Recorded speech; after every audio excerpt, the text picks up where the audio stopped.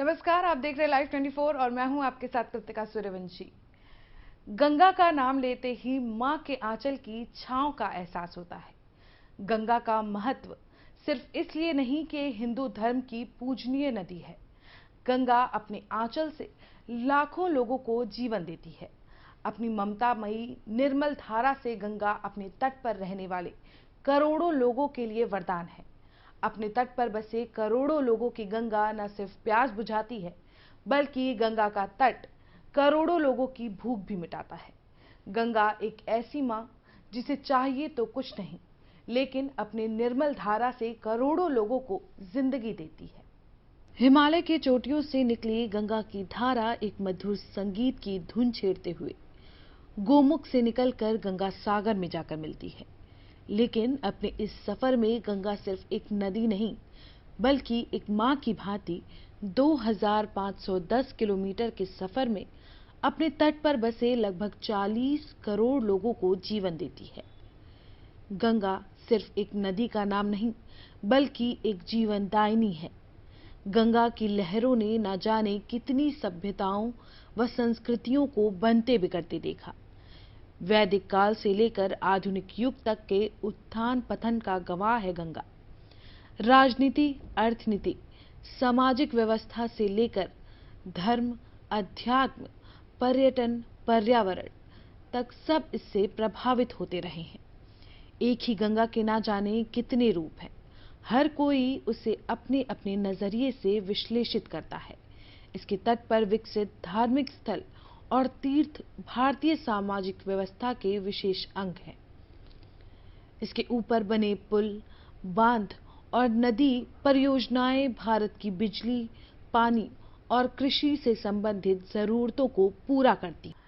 गंगा चुपचाप बस अपने किनारे बसे करोड़ों लोगों को निस्वार्थ अपना सर्वस्व लुटा देती है।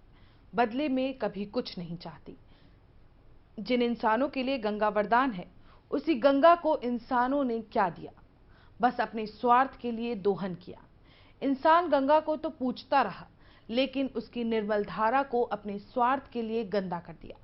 वो गंगा जो सबके लिए जीवन स्रोत थी, उसकी अविरल धारा को खत्म कर दिया। जो गंगा बीमारियों को ठीक करने के लिए जानी जाती थी, उससे ही बीमार कर दिया। गंगा जो जीवन का पर्याय थी, उसे इंसानों ने अपने स्वार्थ के लिए इतना दूषित कर दिया कि गंगा का अस्तित्व ही खतरे में पड़ गया।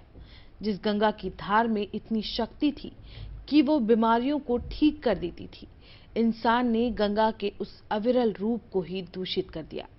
गंगा बिना किसी स्वार्थ के मां की तरह हमें अपने आंचल में पालती रही, और हम अपनी उसी मां के आंचल को लगातार गंदा करते रहे। गंगा की धार इंसानों के द्वारा फैलाए कचरे को ढोती रही, और हम इंसान अपनी आधुनिकता में इतने खो गए कि गंगा की सिसकियां भी ना सुन सके। और उसके ऊपर से उसके तट पर बसे इंसान इतना स्वार्थी हो गए कि उसका दोहन तो करते रहे और अपनी गलतियों को भी उसी के माथे मर दिया। बिना कुछ सोचे अपनी जिम्मेदारी से मुंह मोड़ते हुए कह देते हैं कि गंगा गंदी हो गई। सवाल ये उठता है कि जिस गंगा के निर्मल धारा की पूरी दुनिया दाद देती है, वो गंदी कैसे हो गई? उसे गंदा किसने किया? या गंगा खुद ब खुद गंदी हो गई? गंगा खुद कैसे गंदी हो सकती है? वो तो अपने उद्गम स्थल से ही साफ, स्वच्छ और निर्मल है। हम इंसान आधुनिकीकरण के चक्कर में इतने खो गए कि हमने अपनी जिंदगी पर ही प्रहार करना शुरू कर दिया। जो मां हमें जिंदगी देती है, हमने उसके ही अस्तित्व पर प्रहार कर दिया। हमारे निजी स्वार्थ ने हमें अंधा कर दिया। हमने सिर्फ अपने स्वार्थ के नाम पर गंगा का दोहन किया, कभी अपने फैलाए कचरे द्वारा, कभी धर्म के नाम पर, तो कभी राजनीति के नाम पर। हर किसी ने गंगा का नाम इस्तेमाल किया। राजनीतिक पार्टियां गंगा के नाम पर लोगों से वोट लेती रहीं। हजारों करोड़ों का पैकेज सिर्फ गंगा के नाम पर सफाई के लिए देती रहीं, लेकिन गंगा के हालात में सुधार नहीं हुआ। गंगा बस सिसकियां लेते आगे बढ़ती रही और बिना शिकायत किए अपना धर्म निभाती रही। लेकिन कहते हैं ना कि प्रकृति खुद को ठीक करना जानती है। प्रकृति हर उस चीज को ठीक करना जानती है जिसे इंसानों ने बिगाड़ दिया है। जो कोरोना पूरे विश्व की सांसों पर आफत बना, वो प्रकृति के लिए खुलकर सांस लेने का साधन बन गया। कोरोना ने जहां एक तरफ इंसानों को घरों में कैद कर दिया, वहीं दूसरी तरफ प्रकृति खुद को संवारने में लग गई। एक तरफ दुनिया ठप हो गई और प्रकृति सजने संवरने लगी। गंगा भी इस बीच फिर से सालों बाद अपने पुराने अस्तित्व में आ गई। गंगा इतनी साफ हो गई कि उसके पानी में हिमालय की छाया दिखने लगी। जो डॉल्फिन गंगा की धारा से विलुप्त हो रही थी, वो एक बार फिर से गंगा के ममतामयी गोद में अटखेलियां करने लगी। जो काम सरकार के हजारों करोड़ों रुपए के पैकेज नहीं कर पाए, वो मात्र कुछ दिनों में हो गए, क्योंकि गंगा को गंदा करने वाले अपने घरों में जो बैठ गए। गंगा कभी गंदी नहीं थी, हमारे लालच ने उसे गंदा कर दिया।